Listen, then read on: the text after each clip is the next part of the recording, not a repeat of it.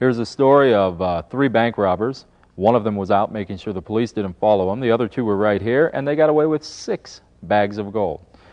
These 2 decided to divide up the money evenly between themselves while the other bank robber was outside.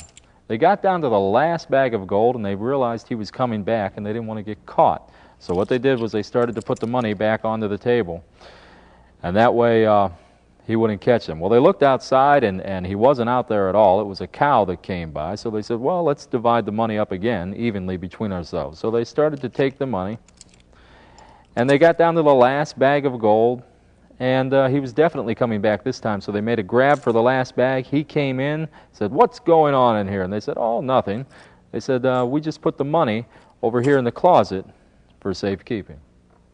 Fun trick you can do with a napkin. Take the napkin, place it over your hand, poke a well in the center of the napkin. Then take a knife, put that inside the napkin. By simply waving your fingers, that knife will fall right through the napkin, and there won't even be a hole in the napkin. Now, another fun trick that you can do uses some sugar cubes. Now, we're going to place those here onto the table like so. All I have to do is cover them and say the magic words abracadabra, and they jump together. Abracadabra, and they jump together, and abracadabra, and look, they jump together. Give me those 2, and if I aim these 2 just right on the 3, they actually link. Let me show you something else here. Watch this one here. If I take this one and give a little twist, I can actually move it right down to the bottom. Watch these 2 here. I can do the same thing. I can link these 2 onto the 4 by just slowly pulling them apart, just like that and that. Now I come over to these 2, give a little snap, and they link also. But of course, I can take those and slowly link them. And when I do that, we have all 8 rings linked together in a cross of steel. Look, let's take the ace of spades and lose it back into the pack again.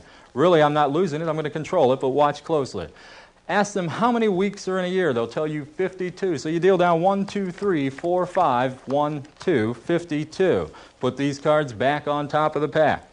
How many months in a year? Well, there's 12. So deal 1, 2, 3, 4, 5, 6, 7, 8, 9, 10, 11, and 12 cards. And now ask them how many days in a week, and they'll tell you 7. So deal down 1, 2, 3, 4, 5, 6, and 7. Put these back on top and say, do you know what time it is? Why, it's time to find your card, the ace of spades. Another way to do this is by taking the cards, reaching up, and actually plucking a hair off of your head. Wrap it around the pack and give it a tug. That'll cause the ace of spades to rise out of the pack. And you can also do it by telling a little bit of a story that I like to tell using a paper bag and explaining that the deck of cards is a captain, crew, and passengers, and that the cards go into the bag, which represents a ship.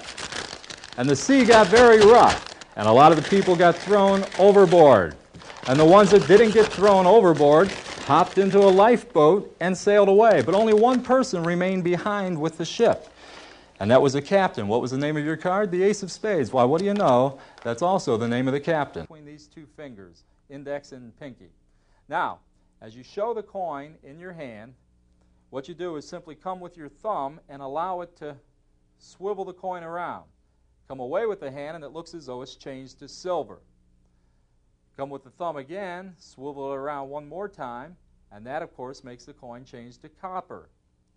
Do it one last time, and this time what you do is you leave the shell right in front of the insert. Come away, and now it's changed to silver. You can show this hand completely empty. Squeeze the 2 coins together as you come away, and they can look at the $50, see nothing wrong with it, and wonder how it changed so many times. Watch closely as we take a centavo, place that into the handkerchief along with a $50. I now fold up the corners of the handkerchief, leaving the 2 coins inside the handkerchief. Fold up these corners and these corners, and what that does is it leaves both coins right there in the center of the handkerchief. Magically, though, I'm going to reach down and try to remove one of the coins right through the handkerchief, in this case a centavo, leaving only the $50 inside the handkerchief. To do this trick, simply separate the coins. You have the insert here and you have the shell over here. Place the insert into the handkerchief, place the shell on top of the insert, fold the corners up like so. Now, when you bring this hand up to cover this, and this hand to cover that, so both coins are inside there. But you've had the other centavo palmed in your hand from the very beginning. No one will notice it. Now pick up the corners with the hand palming the centavo and hide that behind the handkerchief, like this.